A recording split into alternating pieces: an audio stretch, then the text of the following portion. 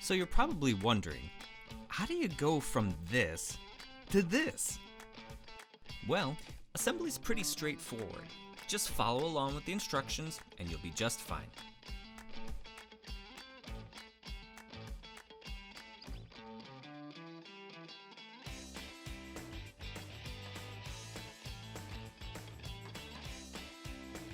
To attach the doors, insert the hinges into the pre-made sockets and screw in.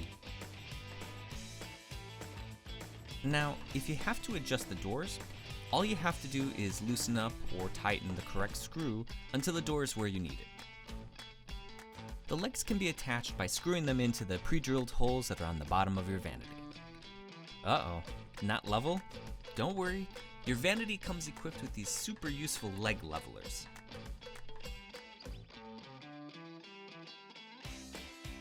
First, you'll want to assemble your P-trap. Just follow along and make sure each piece is tight.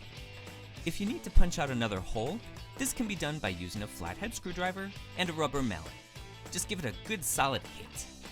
It's also a good idea to put some scrap pieces of wood underneath so you don't damage your floor. To attach the strainer basket, use one hand to hold it down and the other to tighten it. Next, pull your faucet supply lines through the holes and secure it by using the washer provided. If your faucet has a sprayer that pulls out, you're going to need to attach the weight where it's marked.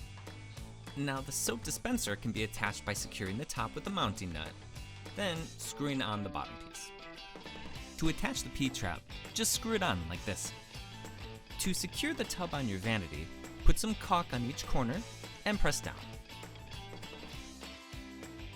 And last but not least, to install the handles, just use the bolts that are provided and screw them in. All that's left now is to attach your hoses to your water line and your new utility tub is ready to use.